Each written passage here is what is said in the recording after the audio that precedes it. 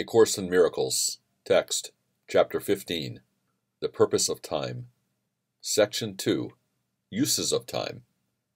The ego is an ally of time, but not a friend, for it is as mistrustful of death as it is of life, and what it wants for you, it cannot tolerate. The ego wants you dead, but not itself.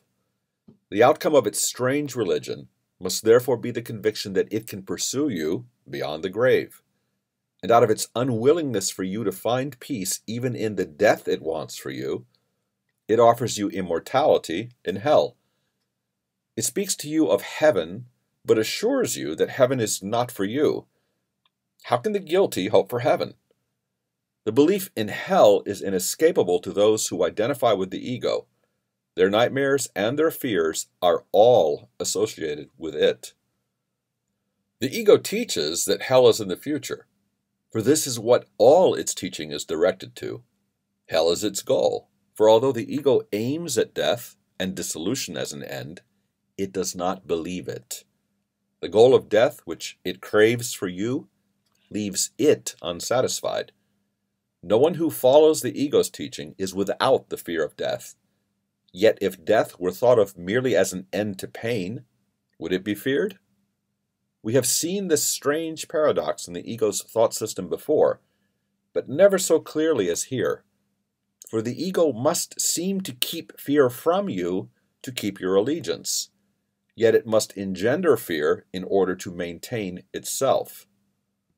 Again, the ego tries and all too frequently succeeds in doing both by using dissociation for holding its contradictory aims together so that they seem to be reconciled. The ego teaches thus: death is the end as far as hope of heaven goes. Yet because you and itself cannot be separated, and because it cannot conceive of its own death, it will pursue you still because guilt is eternal. Such is the ego's version of immortality, and it is this the ego's version of time supports. The ego teaches that heaven is here and now because the future is hell.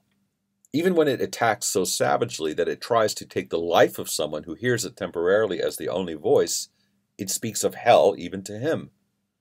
For it tells him hell is here, and bids him leap from hell into oblivion. The only time the ego allows anyone to look upon with some amount of equanimity is the past, and even there its only value is that it is no more. How bleak and despairing is the ego's use of time, and how terrifying! For underneath its fanatical insistence that the past and future be the same is hidden a far more insidious threat to peace. The ego does not advertise its final threat, for it would have its worshippers still believe that it can offer the escape from it. But the belief in guilt must lead to the belief in hell, and always does. The only way in which the ego allows the fear of hell to be experienced is to bring hell here, but always as a foretaste of the future. For no one who considers himself as deserving hell can believe that punishment will end in peace. The Holy Spirit teaches thus: there is no hell. Hell is only what the ego has made of the present. The belief in hell is what prevents you from understanding the present, because you are afraid of it. The Holy Spirit leads as steadily to heaven as the ego drives to hell. For the Holy Spirit, who knows only the present, uses it to undo the fear by which the ego would make the present useless. There is no escape from fear in the ego's use of time, for time, according to its teaching, is nothing but a teaching device for compounding guilt until it becomes all-encompassing and demands vengeance forever. The Holy Spirit would undo all of this now. Fear is not of the present, but only of the past and future, which do not exist. There is no fear in the present, when each instant stands clear and separated from the past, without its shadow reaching out into the future. Each instant is a clean, untarnished birth in which the Son of God emerges from the past into the present, and the present extends forever. It is so beautiful and so clean and free of guilt that nothing but happiness is there. No darkness is remembered, and immortality and joy are now. This lesson takes no time. For what is time without a past and future?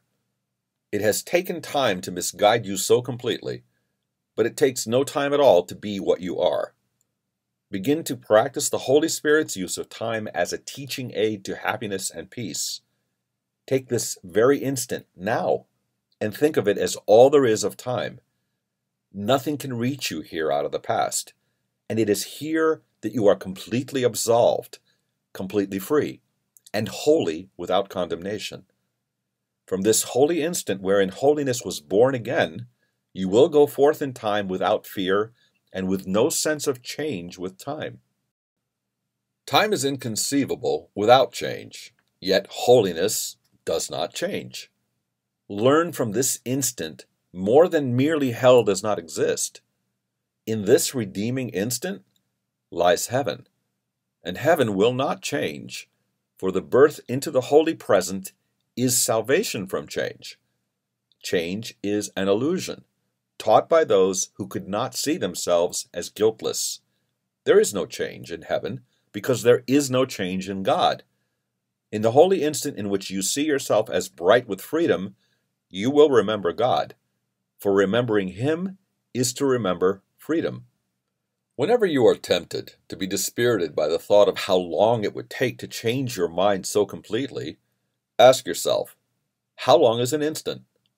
Could you not give so short a time to the Holy Spirit for your salvation? He asks no more, for He has no need of more. It takes far longer to teach you how to be willing to give Him this than for Him to use this tiny instant to offer you the whole of heaven. In exchange for this instant, He stands ready to give you the remembrance of eternity. You will never give this holy instant to the Holy Spirit on behalf of your release while you are unwilling to give it to your brothers on behalf of theirs. For the instant of holiness is shared and cannot be yours alone. Remember then, when you are tempted to attack a brother, that his instant of release is yours. Miracles are the instants of release you offer and will receive. They attest to your willingness to be released and to offer time to the Holy Spirit for His use of it.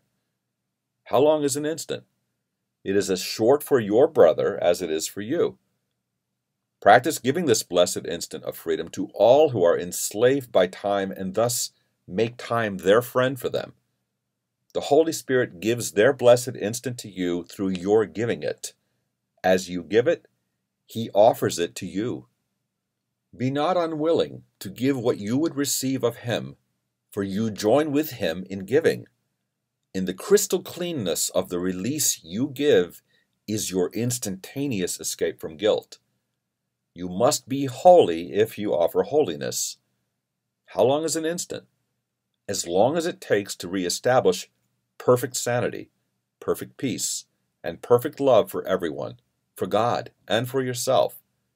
As long as it takes to remember immortality and your immortal creations who share it with you.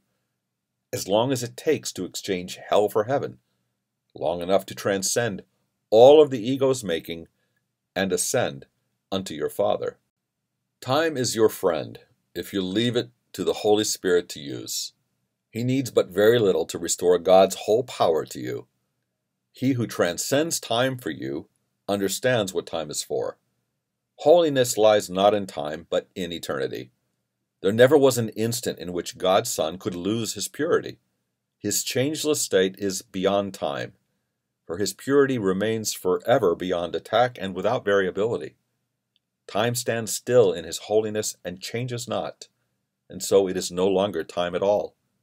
For caught in the single instant of the eternal sanctity of God's creation, it is transformed into forever.